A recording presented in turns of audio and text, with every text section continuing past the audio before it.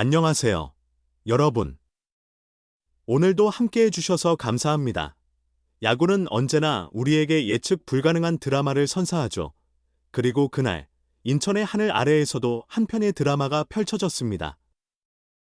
지난 1일 인천 SSG 랜더스와 한화 이글스의 경기.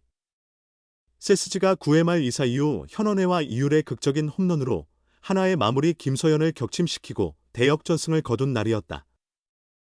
그 두 타자로 인해 LG 트윈스가 정규 시즌 1위를 확정했고, 하나는 선두 결정전을 바라보며 아쉽게도 2위로 플레이오프에 직행하게 되었다. 양 팀의 승패보다도 SSG의 젊은 선수들이 2위를 가른 결정적인 한 방을 터뜨렸다는 점에서 강한 여운을 남긴 대결이었다. 하나는 그만큼 큰 충격을 안고 정규 시즌을 마감할 수밖에 없었다. 이후 하나는 3일 KT 위즈와의 정규 시즌 마지막 경기에서 류현진의 10승 도전까지 포기한 채 플레이오프 준비에 돌입했다. 그런데 그 경기를 앞두고 한 가지 눈에 띄는 상황이 발생했다. 한화의 베테랑 타자 안치홍, 35, 이 1군 엔트리에서 제외된 것이다. 구단이나 김경문 감독의 별다른 설명은 없었다. 결국 김경문 감독의 결정이었다. 당시만 해도 안치홍이 포스트 시즌에서 완전히 배제될 것이라고 확정하기는 어려웠다.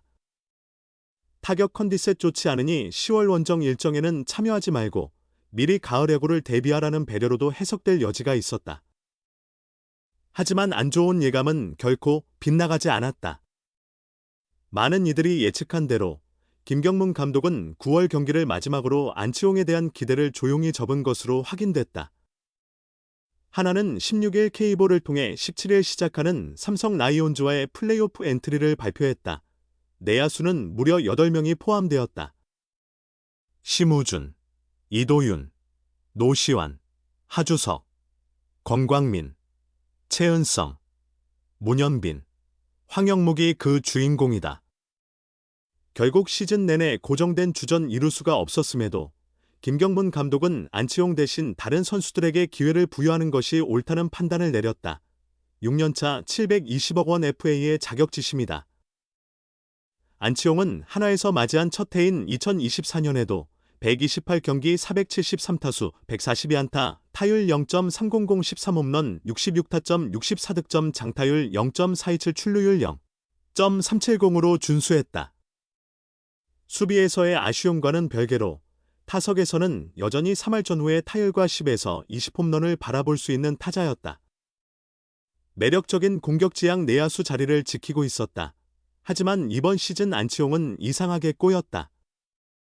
그는 자신이 어릴 때부터 해오던 모든 훈련을 다시 시도해봤다고 고백했지만 결국 해답을 찾지 못했다.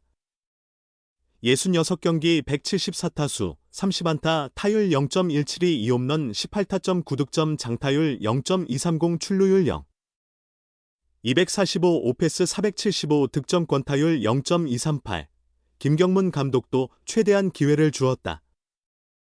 시즌 끝날 때까지 그를 포기하지 않았다. 대타로만이 아니라 대주자로도 활용하며 안치홍에게 동기를 부여하려 했다. 본래 팀의 미안함을 가진 베테랑 선수에게 팀에 기여할 길을 열어준 셈이었다. 한편으로는 특별한 배려였다. 안치홍은 실제로 주어진 어떤 역할에도 성실히 임했다. 하지만 결국 타격에서 제 모습을 되찾지 못하며 비극적인 결말을 맞이하게 됐다. 하나가 한국 시리즈에 오르더라도 사실상 그가 극적으로 명단에 포함되기는 어려울 전망이다. 35세는 젊은 나이라고 할 수 없지만 그렇다고 아주 많은 나이도 아니라는 점에서 올해 그의 극심한 부진은 수수께끼다. 어차피 하나에서 앞으로 4년을 더 뛰어야 하니 이 문제를 반드시 해결해야 한다. 코칭 스태프와 전략 분석팀의 지원도 필요해 보인다. 야구는 언제나 새로운 기회를 줍니다. 그리고 안치홍에게도 또 한화에게도 내일은 남아 있습니다. 슬럼프의 터널을 지나 다시 그라운드 위로 돌아올 그날을 기다리며 우리는 오늘의 이야기를 조용히 마무리합니다. 지금까지 시청해주신 여러분, 진심으로 감사합니다. 다음 시간에도 진심이 담긴 또 하나의 야구 이야기를 전해드리겠습니다. 감사합니다.